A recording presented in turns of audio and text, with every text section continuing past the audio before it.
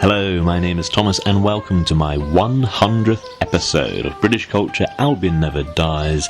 Today I'm looking back.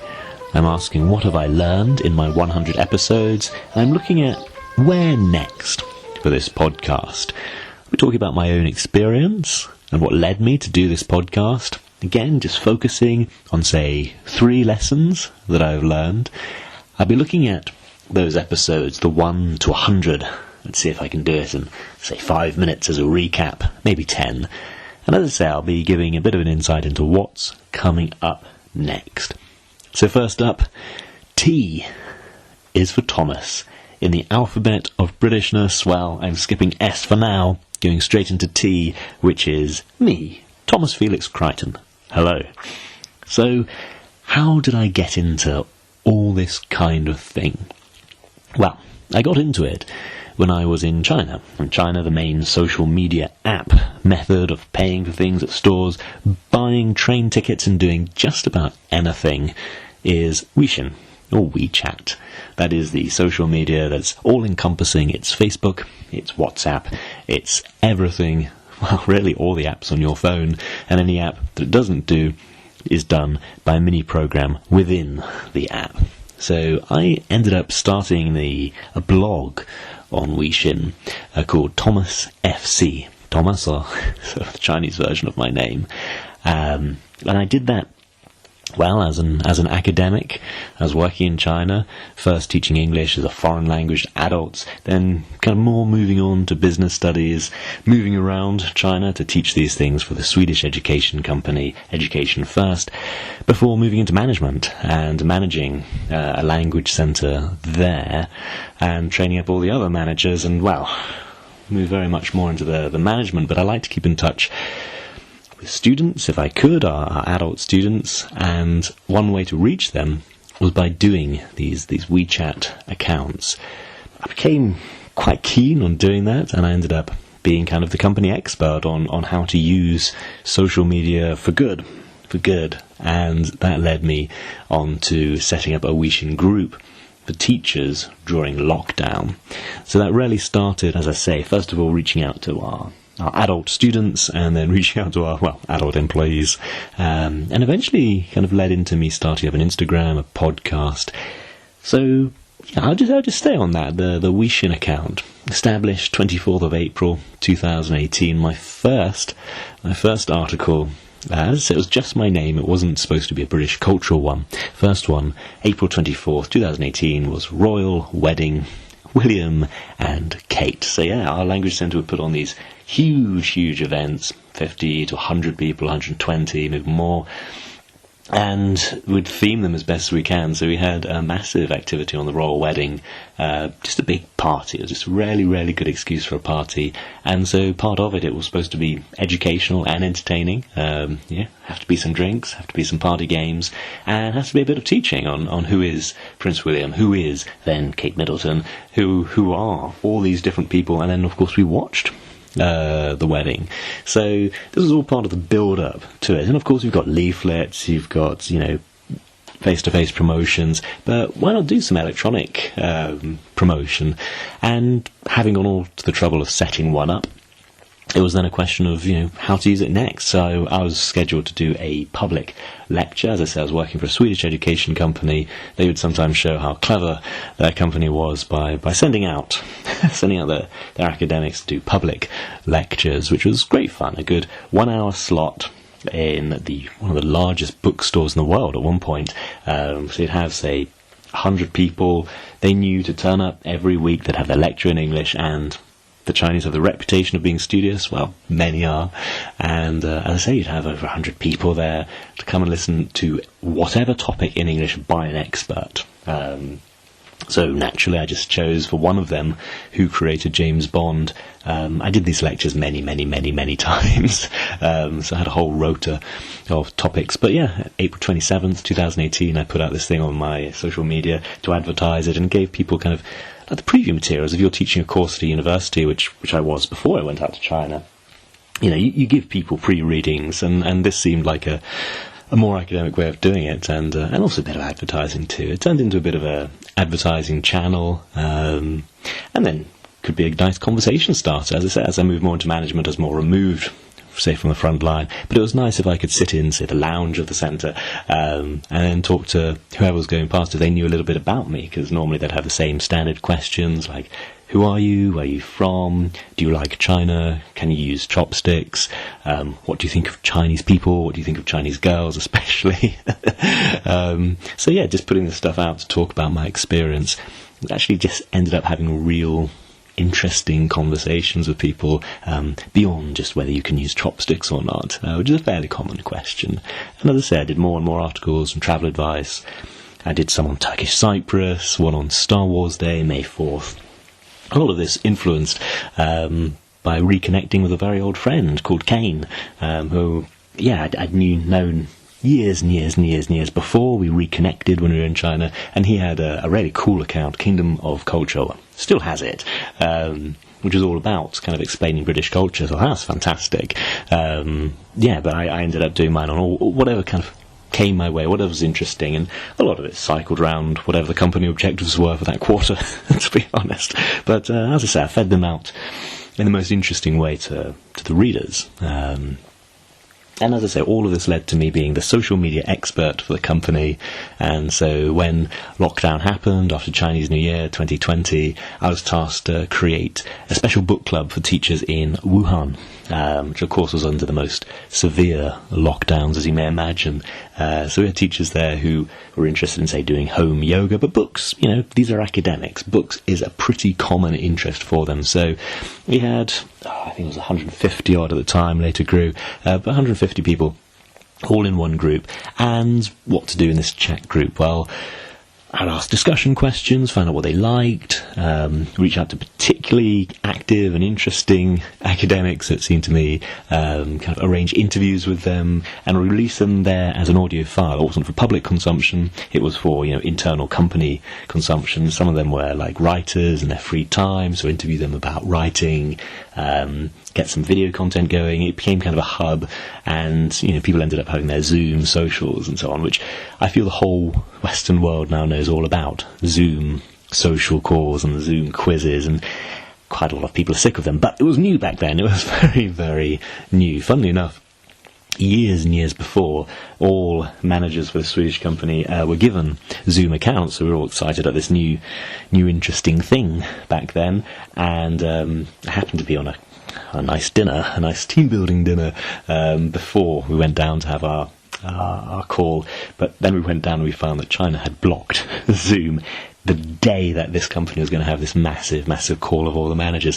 So didn't use it for a few years, and then suddenly just discovered, 2020 is no longer blocked. That's really interesting, and we ended up using it. So this was something we used, say, academics to reach out to students. We used it as, internal company organisation. Became socials. As I say, really my involvement at this point was supporting the academics under lockdown in China, and that gave me a lot of insight into how to run these things. And it was only a short while before I'd started an Instagram account, which I named Fleming Never Dies. I didn't use my Western social media a huge amount, and it can be very difficult to access from China. I had been kind of following a couple of blogs on James Bond, and I love the books, and of course I enjoy the films as well. I've been following more and more of these. I think I shared a couple of things about Bond on my social media, which, friends who know me for years and years thought was a bit funny, and I thought, maybe I'll try and create some kind of separate channel just to talk about Bond, because it's really interesting to me, but not necessarily interesting to all of my friends who've come across me and, in regular course of life. So created my own Fleming Never Dies Instagram account, October 25th, 2019. First post all about Turkish coffee right now has the high watermark of 7 likes, including my wife.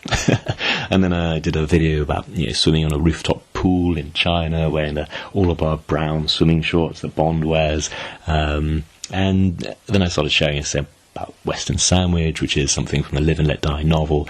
I was just sharing a few things that are interesting to me. First few posts are all about food and clothing, which is still very much what the account is about, but really I was just trying to reach, say, beyond China. There is a tendency that if you're within the Chinese firewall, then all of your interests are really about China. And I'd meet up with my friends and we'd talk about work because it dominated our lives. So we were all very very stretched managers, so there's not a huge amount in our life apart from the work. And then obviously there's Chinese culture to encounter day to day, and how to cope with it and how to understand it. So, I was just really looking for some kind of other escape. James Bond seemed to be a relatively good one, and I like the movie Tomorrow Never Dies, and I like the books by Ian Fleming, so Fleming Never Dies seemed like a very, very natural thing.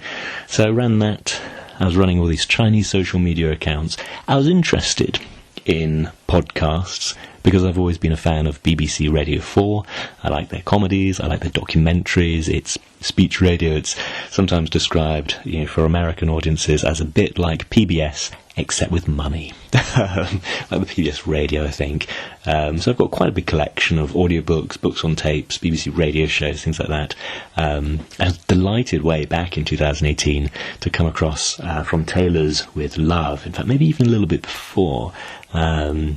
I was even able to connect with the guys, the authors of From Tailors of Love, and join in. I think the first time was in their episode 58, The Towels of James Bond. A great, silly episode. I think Pete described as the one that taught him the phrase jump the shark, or taught him the true meaning of the phrase. But I really enjoy that, hearing these two guys talk about Bond clothing. As I say, as working in a decent job in a part of the world where I could afford to go to a tailor, and it's good to look at this. I say all these infographics and all this knowledge, and then kind of work out what I liked, what I don't like. After all, if I see something on James Bond and I don't really like it, I probably won't like it on anybody. So it's been a very good sorting mechanism. Nah, I don't want that, and help me zero in on what exactly I do like, and show the tailor, like this, not like this. It's helped the discussion. And I started to come across some other podcasters too. 27th of March 2020 is the From Russia with Love episode of Quantum of History. I honestly can't remember now how I first heard about Quantum of History, but I know I listened to the very first episode when the first week it came out. I thought it was great. Messaged Donnie, who was running it, and I just thought it was really, really cool. Exactly the kind of thing that needed to be out there and wasn't out there. There was a gap in the market that needed to be filled, and I was delighted to help him fill it on episode 5 with The World Is Not Enough. So I started joining other people's podcasts, The Towels of James Bond, The World Is Not Enough, 2 very different tones of episodes.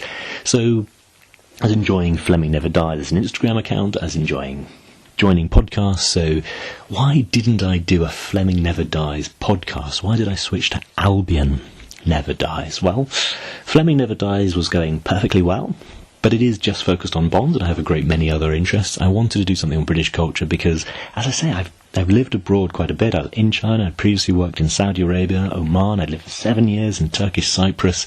You can't spend so much of your life studying other cultures without coming back to your own culture and having changed views, different views. You see it from a different perspective naturally from if you just stayed in the same place or gone to relatively comparable cultures. So these Asian countries are very, very different from European cultures, North American cultures.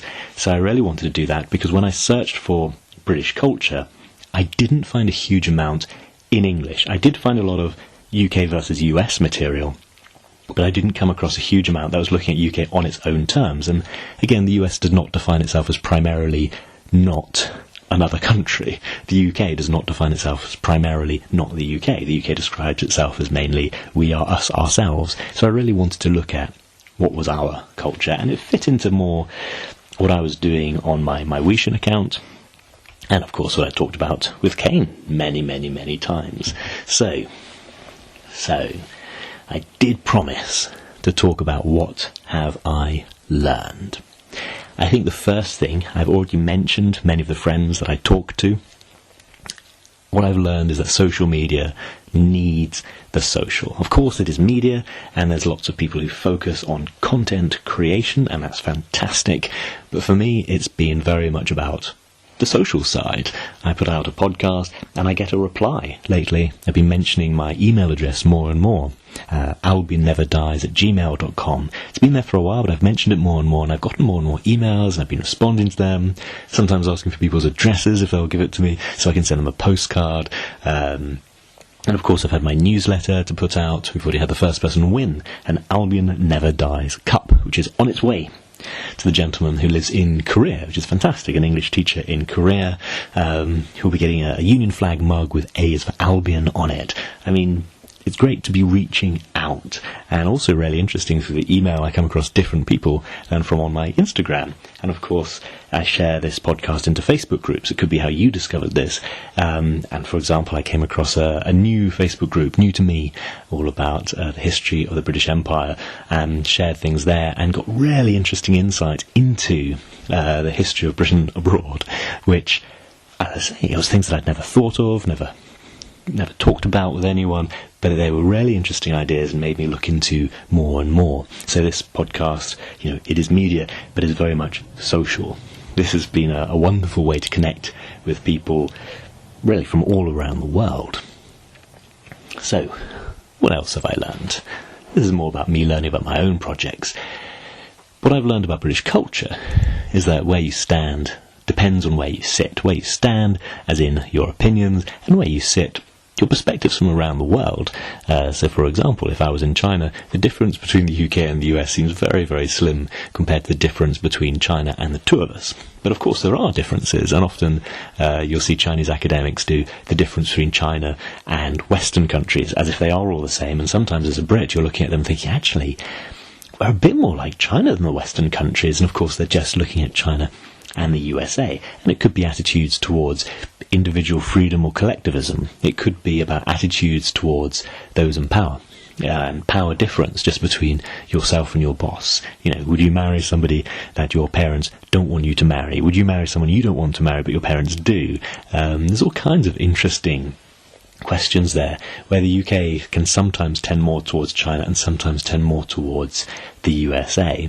So I found that really interesting, because I started out obviously in China when I was talking about British culture, which didn't seem so differentiated at the time from the USA. Then I talked about the UK whilst I was in the USA, coming across many, many Americans, and coming across the difference in day-to-day life, like actual restaurants not knowing how to give me a nice cup of tea. There's one place in Disneyland that was really good, Starbucks was really good, but generally they give me a warm cup of water and my own tea bag, which I must admit has happened once in the last year that I've been in the UK. I went to a cafe and they gave me the exact same thing, which is very, very curious. But this is all about tendencies, not absolutes. You can always find one person in a culture doing something. The question with a culture is, what is the tendency, the collective tendency? And of course, I mentioned being in the UK because studying UK culture from within the UK is also really, really different to studying it outside the UK. So I'd say that my perspectives, which come through, I think, in every single episode as I give my views, as it's just simply selection, what I select to talk about and what I don't select, I think that shows a huge amount in terms of perspective. So again, where you stand depends on where you sit geographically. And the third thing would be, where you stand depends on where you sit in time. Your view of a country changes over time. So, for example, I left the UK 2015, my adventures in China, and then sometime in the US, obviously changed my view. People naturally have their views change as they get older. Experience changes it. So as you get older and as you have more and more experiences outside your culture, you naturally have different perspectives of your own culture. But as you are changing, the UK also changes. How the UK talks about its history has changed a lot. How the UK describes itself on its own TV, on its own adverts, has changed a huge amount. Just the narrative in media, newspapers and so on has changed, which is why I've often loved talking about local news stories, because that's something that really, it's not a removed observation, it's not a removed perception, it's very close to your own life. And as I say, as ideas of the UK travel, it's already changing. So if you're American and you're watching a British TV show, the chances are it's already been produced in the UK, it's had its reaction, it's gone to the US. There's a bit of a time lag. So you're always seeing something that's a little bit behind, just as, growing up, films would come out, months or years after they've come out in the US. So you'd always be a little bit out of step with the other countries. And of course there's memory. Something I haven't gone into a huge amount, but British people do talk about our history. When we talk about current events, we look at precedent. Has this happened before? And often our recollection isn't really a reflection of the past, it's a reflection of what we need right now. Edward Gibbon is a classic example. He wrote The Decline and Fall of the Roman Empire, and some of his choices, some of his opinions, seem really interesting if you're purely looking at Roman history, but of course he was writing about the England that he saw, and it was really a comment on his country and his time rather than the Romans. So of course, if you're talking about the past, it can depend on your present. And again, that also is tied to geography, because, as I was in China, I was quite cut off from UK news, UK media, and I've arrived back in the UK and discovered a whole backlog of things to catch up on developments a lot of people tell me happened really in the last few years. So I thought 20 minutes in, I'll have a quick look at 1 to 100. my first episode, December 26th, 2020, that's called You Only Live Twice. And I notice a lot of people, if they discover this podcast for the first time, they'll go straight to the first episode, download it, and it's quite different from the others, because that's really from my Chinese social media project, Weixin, and it's kind of a sample reading chapter. Then I put out a book review from Russia with Love, which again is from that book group, and I was able to share it because that's really just about me, rather than trying to get tangled up with permissions and other people's and company ownership and so on. So those two are really just about testing. As I was in China, I was behind the Great Firewall. I wasn't sure if anything that I wrote there would actually filter through to anybody else, so I put in those 2 episodes just as a test, see if they work, and the whole system worked. So then I went out of my apartment complex. I think as there was building all around me, building work going on, I recorded a quick thing called What's This Series All About, and it was a quest to look at what is Britishness.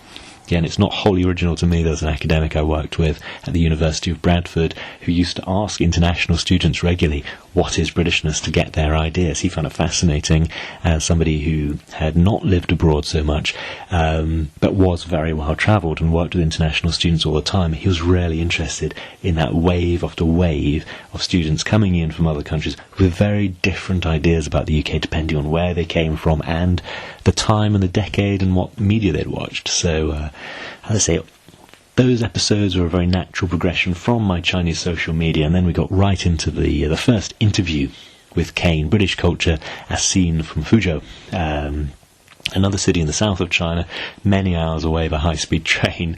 But we did that interview again as practiced at talking to academics about their interests from my Chinese social media, and this was really the first one, and a good practice until we did a deep dive into tea, which was put out in 2 parts. The first part, a good long discussion of British tea culture.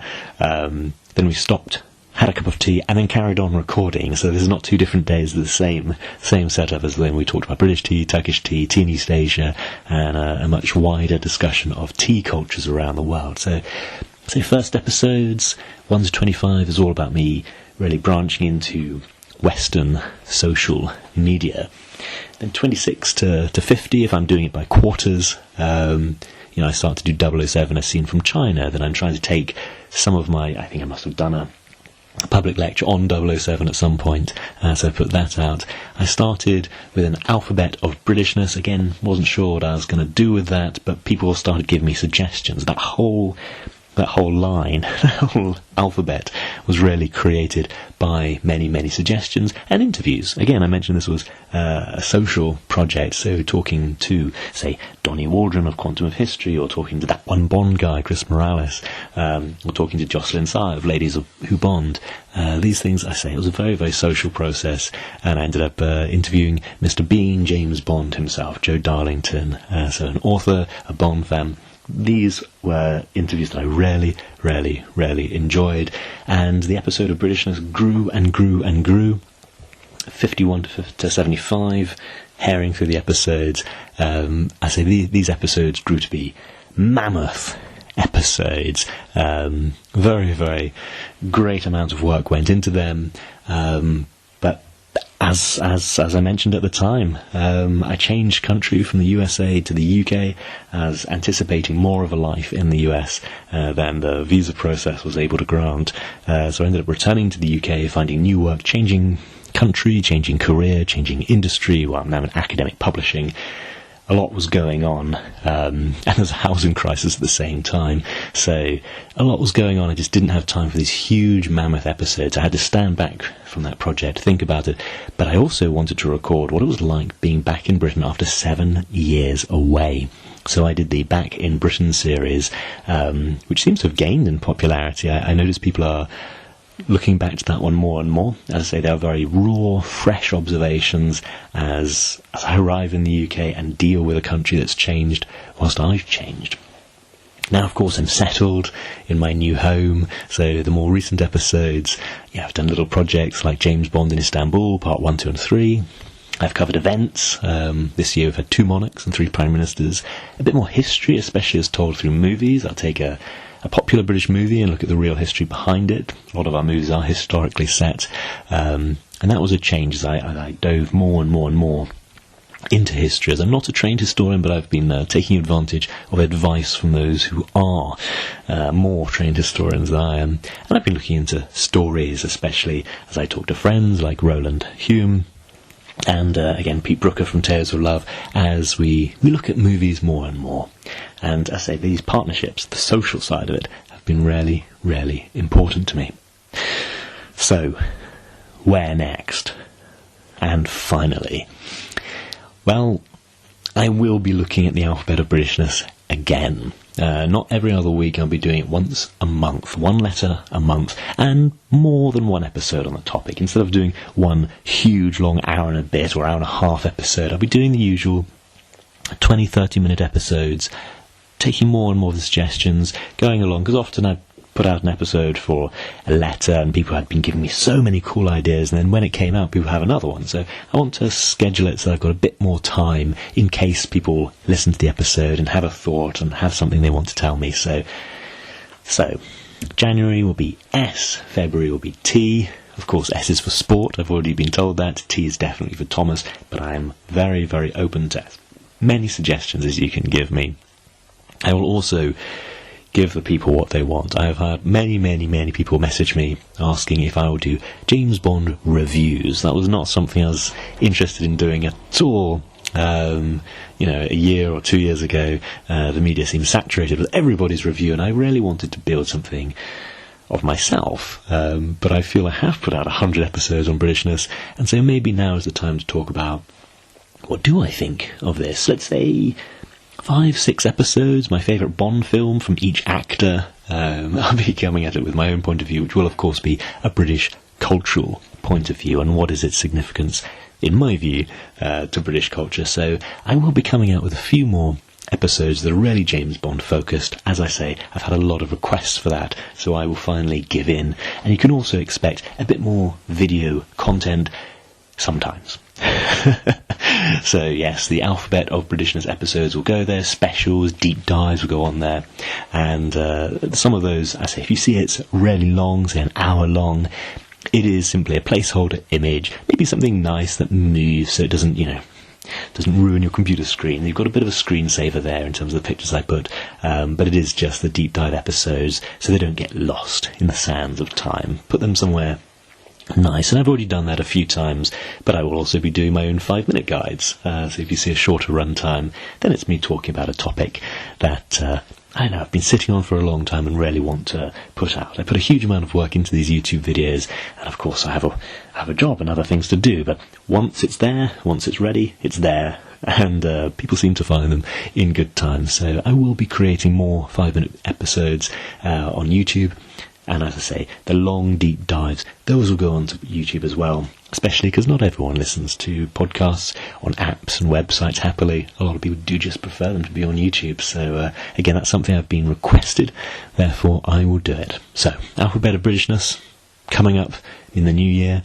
James Bond reviews, yeah, okay, I've been asked to do them, so I'll do them. And more video content.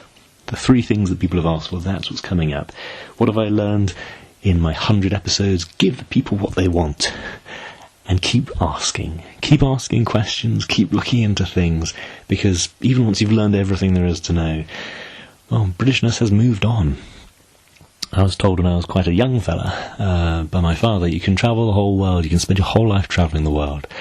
When you come back, to Britain, you'll find it has become a foreign land. And I found that many years ago, after spending 7 years away and coming back. I found it recently, and I suspect it's going to happen a bit more. So I'm going to keep on studying, keep on asking this question, what is Britishness, whilst giving the people what they want. Thank you very much for listening. Goodbye.